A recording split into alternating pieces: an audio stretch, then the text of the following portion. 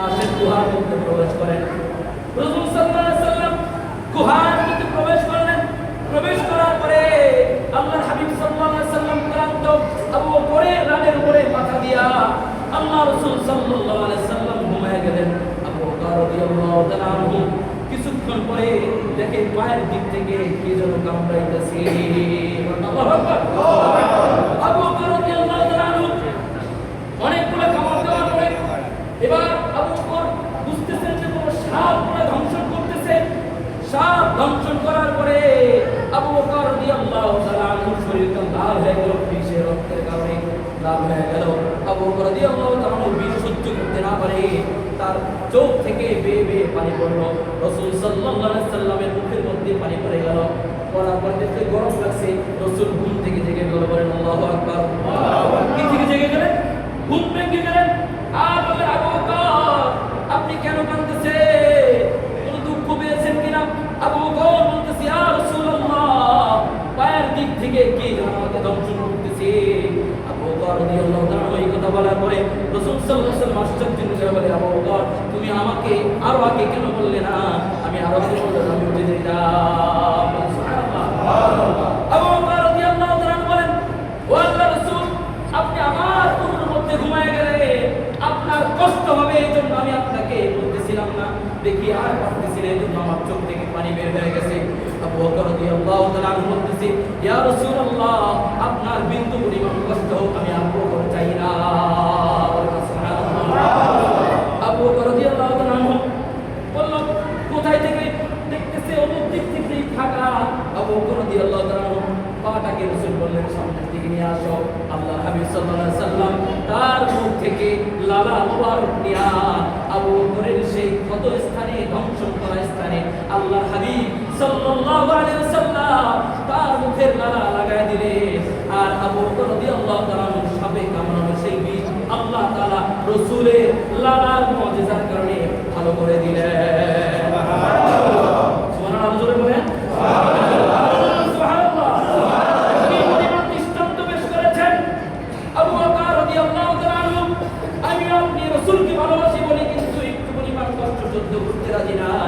আমার মা বাড়িতে অ্যাক্সিডেন্ট হলে আমি সাথে সাথে ঢাকা মেডিকেল নিয়ে যাবো, তবে ব্যস্ত থাকবে না কেন? ঠিক কিনা বলেন?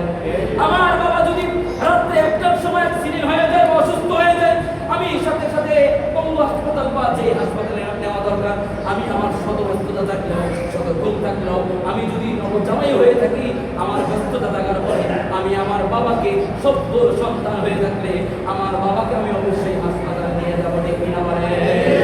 ঠিক কিনা বলেন? সুসন্তান সভ্য সন্তান সুস্থ সন্তান হলে অবশ্যই সে বাবা মাকে নিয়ে অসুস্থ হলে অবশ্যই হাসপাতালে যত ব্যস্ততা থাকো সে যাবেই যাবে। ঠিক কিনা বলেন?